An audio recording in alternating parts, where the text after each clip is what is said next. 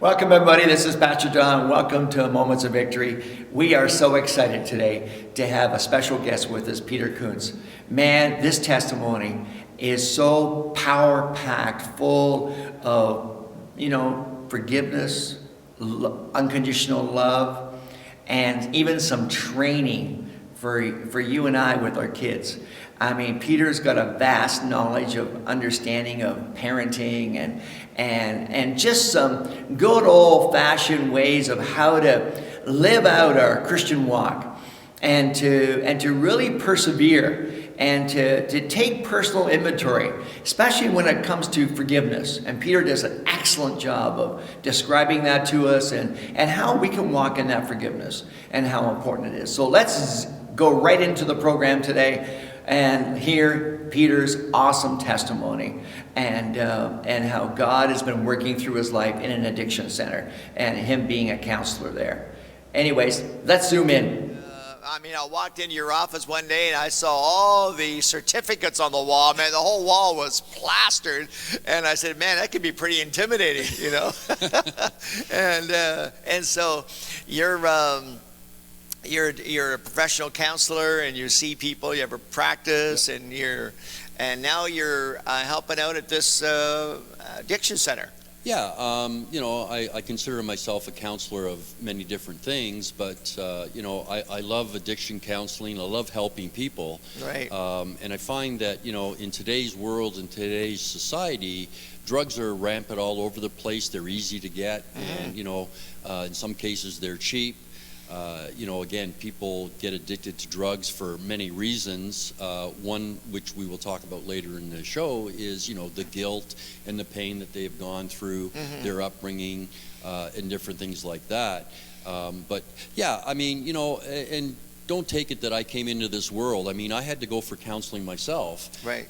Not because I was on addictions, but because of my anger. I was a very angry young person. Wow. And, I did grow up in a dysfunctional home. But, instead of me, because drugs at that time were not one of the biggest things that I could get. Right. So I dealt with my anger, and I was a very angry person. And honestly, I was an angry person up until the age of 33 when I came to the Lord. Wow. And, okay. And then, I went out and sought counseling from a Christian counselor, of course, who helped me with a lot of my anger issues, which was based on guilt and pain and everything else that I had grown up with in my life. Wow. And, from that day forward, I was, there's somebody that came into my life and took the time to counsel me and help me, who was a much older person at the time as well. Okay. And had life experiences. So yeah, I became a Christian at 33, and that's why I say, and that time, when the Lord came into my life and I accepted him as my Lord, I learned that, he was my strength, and he was the one that I could rely on. And, okay. As we grow up, we rely on man, but God says rely on him. Right. Rely on his strength. And every time we're in need, to cry out to him. And, Right. I did. And, it took me a few years to get through my anger. And it took me a few years to understand that, the people that are around me that loved me, I was pushing them away because of my anger, because Wow. I didn't want to let go of yes. that. And, I figured if I was angry and people left me alone, then I was doing okay. Oh, wow. And so, it made a big difference in my life. And, I learned to love people, and now I just want to give back to what God has put me into. God has blessed me in many ways. Yes, he's blessed me with, all the credentials that I have, because that's what the world wants. Right. Right. The world wants to see the credentials. And I learned a lot, don't get me wrong, I learned a lot through all Sure. my schooling. Sure. But I've also learned a lot with life lessons and Right. life history. Right. And, and also learned that, God gives me my insight when I counsel people. I think it's very important that I rely on God to download the information to me. Right. And, I'm so thankful that God does talk to me. Wow. And, I'll get that little nudge and God will say, well, say that. I remember when I first started counseling, I had heard the Lord say this, and I was like, are you sure, Lord? But the thing is that when I did ask the question that the Lord asked me, it opened a whole bunch of doors for that person. They were amazed that, so I put a lot of my faith and a lot of my energy I get from God. Okay. To be able to counsel. I do so much of that. Yes, I have the head knowledge, but I also have the faith that God is the one that's guiding me. This whole topic about hearing God's voice like that in your heart is a whole different message for a different time. But Peter, that is so evident in your life, and I've been with you, and I brought you in to do a counseling situation with me, and all of a sudden Peter will get this brainwave, and we all get these. All with these spontaneous moments where we just know in our hearts we should just say this or do this, and when we do, like you said, there's a whole new world opening up to us in that situation. Oh, absolutely. And that can bring help and healing. So, Peter, as that testimony you have is great. I mean, I think there's a lot of people that can suffer from this anger stuff. And why do you think that anger is so much in there? It's because they buried things, or because they're trying to deal with things? I think one thing is it becomes a coping mechanism. Okay. So that they don't have to deal with their issues. And, we'll go into the addiction part where, Yes. People will take drugs. They'll get introduced to drugs. And it's not necessarily because they're good or bad people. It's just something that's introduced into their lives. And what happens is they're already suffering from pain and grief and guilt and all of these different things in their lives, and shame is another one. Guilt and shame are the biggest ones that we deal a lot with in counseling, and even with addiction, because people can't they can't live with the guilt, or they can't live with the shame, and they've been shamed from a young age, or they've been shamed in something that they've done, or they're ashamed of things that they have done, or situations they were put in, whether they put themselves in it or they were put into it by somebody else. Right. And so the thing is that they don't really understand how to deal with that, because again, we'll talk about I had a client a few years back, 30 years old. She had 3 young children. She was addicted to cocaine, and fentanyl was introduced into the drug system. Right. And she was in for counseling for a 60-day counseling session in the rehab center, and she was doing really well. And she had what we call a relapse, and she came back to the center, which was great. But in the meantime, she had taken one last shot with her drug, and she died, and it was fentanyl, and she actually died in my arms. Wow. And that's a lot of trauma. And it is a lot of trauma. Again, because the way I grew up and my ex-military experience and everything else, I know how to deal with trauma, and I deal with it quite well. And I do my own way to deal with my stress. Right. And I make sure that I keep on top of that, because it's very important as a counselor that we de-stress ourselves. Oh, definitely. And I think it's important. So I have hobbies that I do that help me to de-stress. Right. The other thing is we talk about today, again, social media is another thing that will shame children, because they're always on their phones, and people will talk. So social media is another big downer for children, especially because they get bullied at school. And when you and I went to school, we didn't have bullies, and That's if we did, we dealt with it. We dealt with it a little differently. Yeah, of course. We didn't have all that social where it went across to so many people, right? Right. And, well, no, they're being shamed on phones. I mean, the pictures are taken everywhere, sent everywhere, and kids are going through a lot of peer pressure today that we've never had. Oh, absolutely. And so it's scary. And for a young person, we need parents of a young person today, of young children. I think there's a greater responsibility today than ever to know what's going on with your children. Oh, absolutely. And a lot of pressure there. Yeah, and I find a lot of times too, and when I have younger people in rehab, I have a couple of 15 years old in rehab right now, but I find that the parents don't know how to communicate, and I'm not saying that they have to know it all, but they don't even communicate on a social level. Wow. Our parents used to talk to us, whether it be good, bad, or whatever. Oh, yeah, for they sure. used to talk to us. That's we used to sit down at the kitchen table every day. I mean, I know I grew up sitting at the kitchen table with my family, and we would, discuss over dinner or things like that. Now, they don't even sit at the table together. Right. They basically just grab their food and run. and then they don't have that interaction with their family. The other thing is, I think younger children today feel threatened when their parents ask them how was their day, in fear of, well, if I tell them what's going to go on, I'm going to get in trouble, or they're not going to pay attention. A simple example is, if your daughter comes and says, I was bullied at school today, most parents are like, they don't want to deal with it, so they kind of go, oh, well, don't worry about it, it'll go away.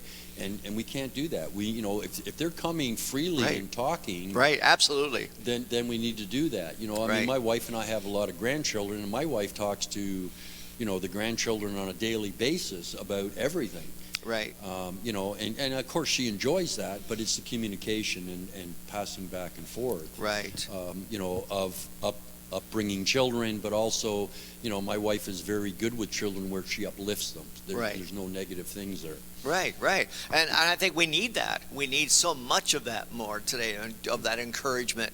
And I find at the church, when kids are involved at the church and parents are, these tools are learned at church.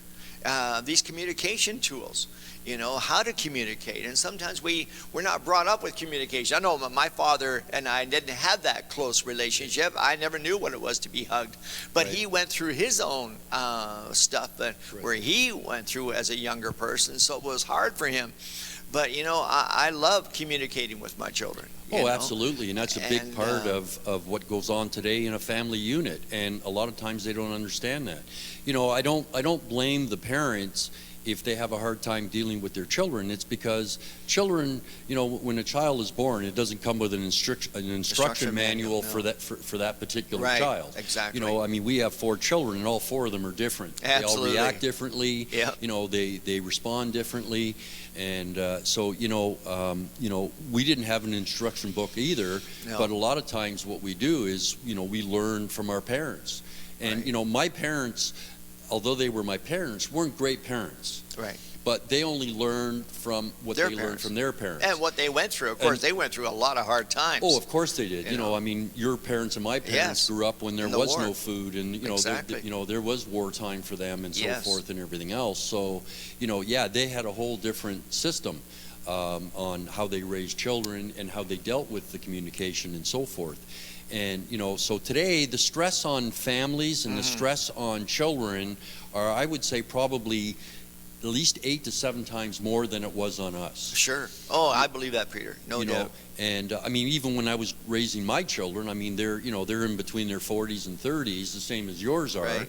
And, they didn't have the stress that their children have, or my grandchildren, or your grandchildren. Right. So it's a bigger stress level. And again, it's a lot of times parents don't know how to deal with it. Okay, so Peter, let's get into some nitty gritty here. Sure. 15-year-old, 12-year-old, is coming into the rehab center. They're talking to you, and they're addicted to a drug or alcohol or something going on in their life. Okay, what do you do? Like, how do you take that person through some healing? Yeah. So basically, what I do is, and what have you found actually? Yeah. So if I had to write a book, I would find that a lot of times with younger children, let's take, I have a 15-year-old who's been addicted to speed from the age of 12. And, when he was 12 years old in school, the teacher was saying to him that you're going to fail, you're failing, you're a failure. And he took that in. And, he just shut down. Well, I'm not good for anything. And he has no self-image. He has no stamina to go forward. He doesn't want to fight anymore, because every time he's turned around, it's you're a failure, you're a failure.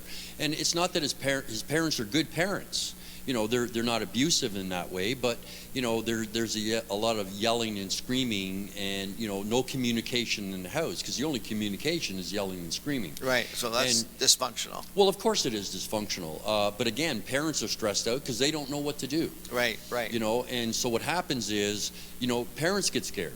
Right. And parents say, well, I don't know what to do anymore. But in the meantime, the child has already found friends out in the street that, hey, here, take this. Right. And then all of a sudden, they start to feel good. They don't have to worry about their problems because they have this half hour of a very high. Right. Where basically they just say to themselves, I don't care anymore. I don't have to worry about this because I feel good. Right. And what happens is it then turns into becoming a habit where every time they come down off of their drug, the next thing is they want to look for it again, simply because they don't want to deal with the pain. They don't want to deal with the suffering. They don't want to deal with the guilt. Right. And so it becomes a habit, and to the point where now they can't stop it. Wow. Wow. Okay, so that's one thing. And then again, I have adults, of course. I have adults that have alcohol problems, and the problem today is marijuana is something that's legalized for 19 and older, but children know where to get it from. I mean, they find places. They find places to get it where I wouldn't even consider. Do you think it's a gateway drug, marijuana? I think it is. I think, in all honesty, for some people, anyways, for sure. Of course, in my experience, I mean, children that, and I say children, okay, the brain doesn't stop developing until around the age of 24. Right. So what happens is when a young child starts smoking marijuana, and their parents say it's okay for them to smoke it, whether the parents buy it or not, they're actually hindering that brain from developing. So what happens is the brain gets damaged. And then if they continue to do it, the damage continues. But if they stop, the brain will eventually, find new pathways to heal the brain and be able to do that. That's why you have younger children that are assessed from medical doctors with ADHD or schizophrenia or things like that. Right. It's because, the drug at an early age is really hurting the brain more than trying to fix the brain or make them feel better. Wow. And so would you say many of the young people that do come in are masking a lot of hurt, a lot of things that have happened in their life, and then that's what you're trying to tell me today. So they're taking these drugs to get over these hurts, or kind of escape from those reality those hurts, is what they're escaping from, because really that's what the drug does. It takes them from reality to a world, if you want, that is pleasurable. So Peter, how do you counsel someone like that? Well, number one is when I start to counsel people with that type of thing, the first thing I really go after is, or what my questions are, how do you feel? Right. And a lot of times, because they've been hurt so much and they've been on drugs, they don't understand how they feel. They say, well, what do you mean, how do I feel?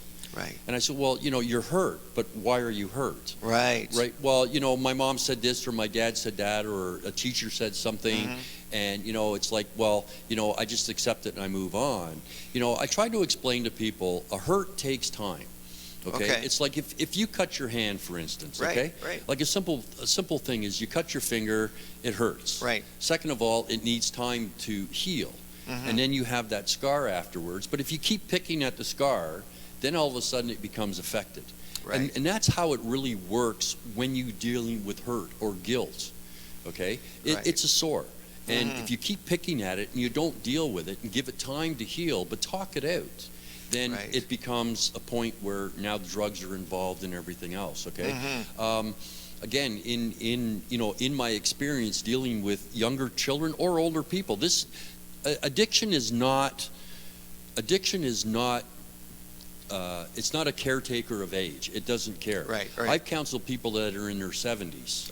Right. Okay? Yes, you told me that story. Yes. And, so it's not a thing where age has anything to do with it.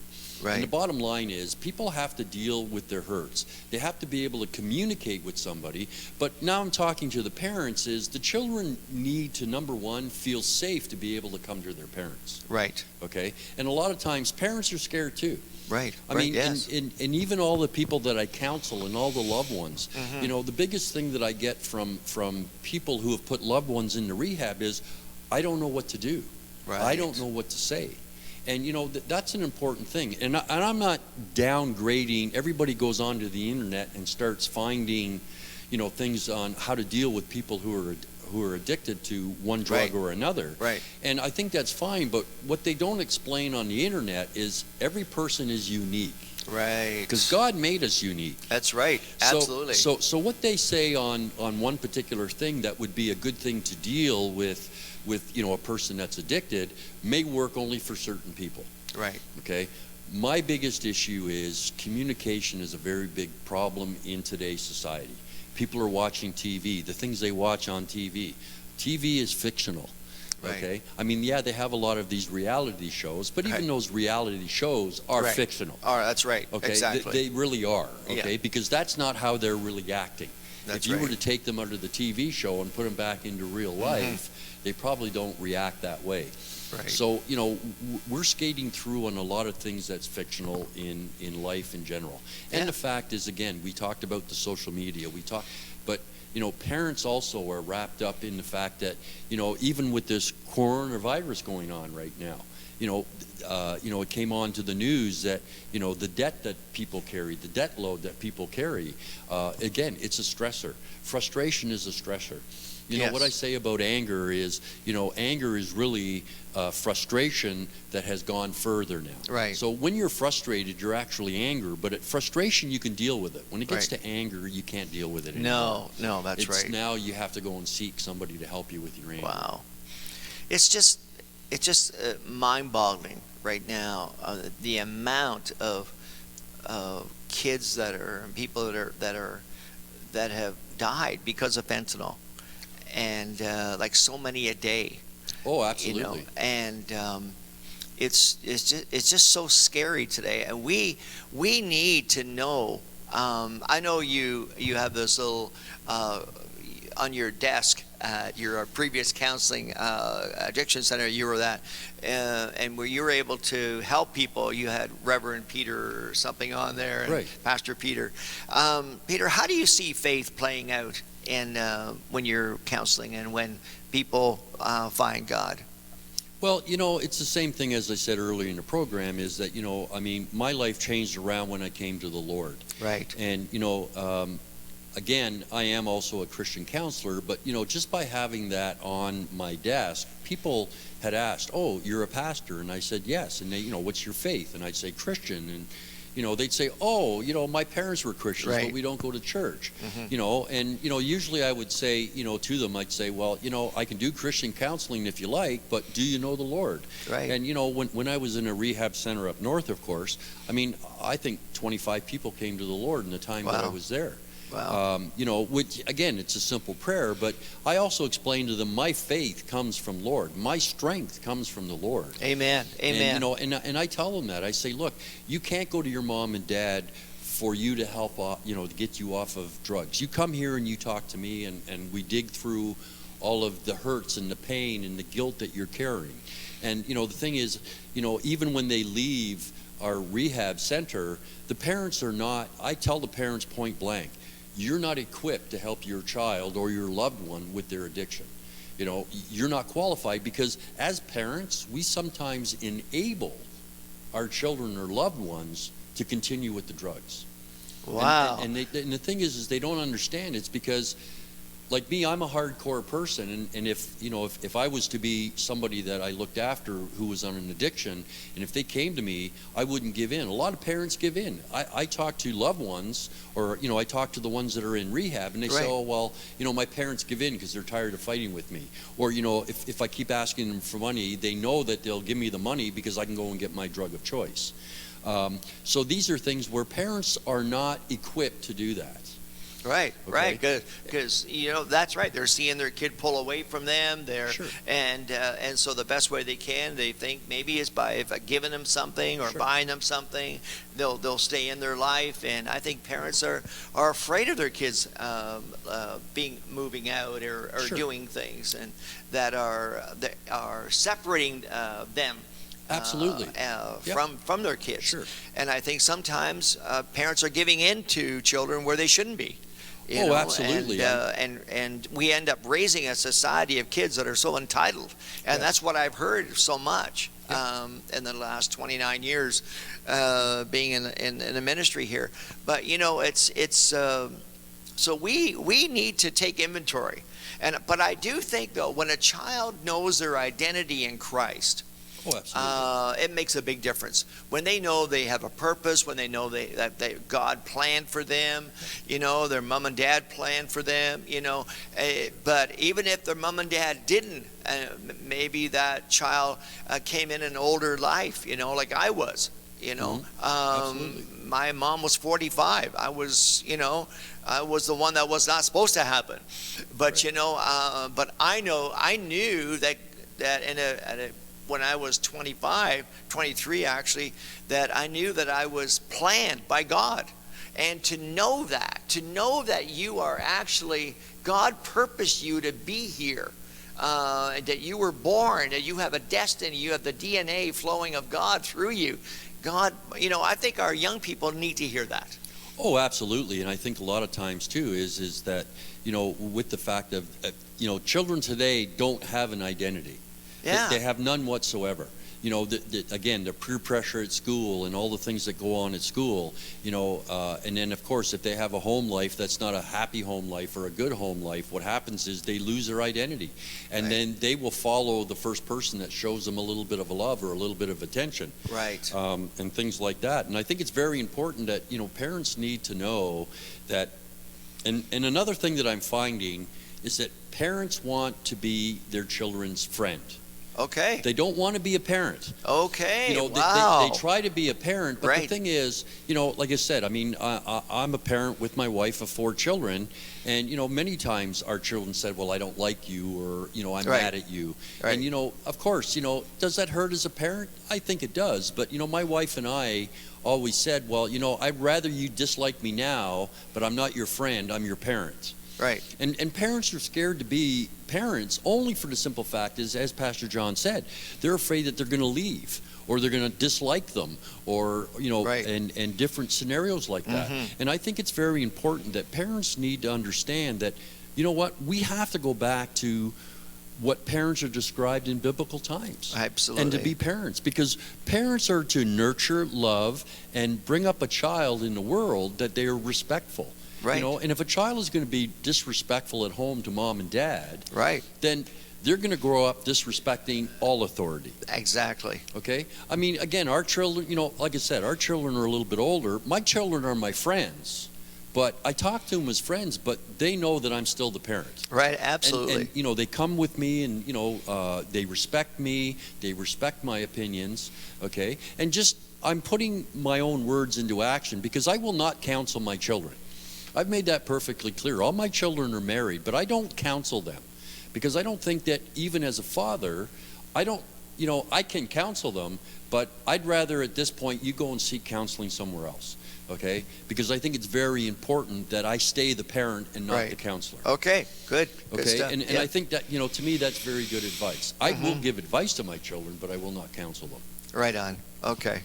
Wow. This has been so interesting, hasn't it? Peter's got just so much insight. And of course, what's your practice, Peter, that you have? My practice that Yeah, right yeah. now I'm working in a rehab center that's called Center for Health and Healing. Okay. Which is based out of King City, Right. Ontario. Okay, Just great. look up the website and Right. you can get all the information from there. Awesome. And if they ever wanted to talk to you off the job site, you can. Oh, you can absolutely. take- I have my own private practice. Right. Again, you can come to the church or, get the church and they'll give out my information. Right. Okay, if you want to do that. Okay. All right, great. Well, in closing today, I think the whole thing is today overcoming addictions. It's just the understanding to know that, whatever is finding out the cause of why we're feeling the way we are. And then getting down to the very root, wouldn't you say, Peter? And then dealing with that root. Oh yeah, I absolutely believe that we have to get to the root of what's causing our feelings, our addictions, our guilt. Again, I mean, people walk around all the time guilty. And one more thing I want to add, Pastor sure. John, is forgiving ourselves is one of the most hardest things to do. Absolutely. Okay, God says that you're forgiven. So if you go to God and you ask for forgiveness, it's forgiven instantly. And we need to forgive ourselves, because if we can't forgive ourselves, how do we forgive others? Wow, that's so true. And I think it's important that we need to ask for forgiveness. Okay, and Right. a lot of times I have people that come to me in my private practice and say, well, what happens if so and so doesn't forgive me? And my response Wow, back that's is, powerful. my response back is, once you've asked for forgiveness, it's their problem whether they forgive you or not. You've asked for it, humbly come before them and ask for forgiveness. It's no Right. longer your problem, and that's what God says. Ask for forgiveness and you will be forgiven. That's right. That's and I right. think it's important that we understand that. Well, thanks everybody for tuning in today as we heard this awesome testimony from Peter. And you know, the power of forgiveness. Amen. Wasn't that awesome? And just to be able to relate to him in so many different areas. And so we just wanted you to maybe, if you could, share this video with somebody. And somebody that's going through some things that needs to hear some of the words that Peter spoke that will be such an encouragement. And maybe you could like the video today and share it to lots of people. Let them get it out there. And let's see some people really get touched by the testimony that Peter had for us today. Anyways, we love you. We're looking forward to when all of this virus stuff passes. If you get a chance to come and visit us at the church in Port Perry, it will be such a great opportunity for us to just get together and hear your story and so God bless you and thanks for tuning in.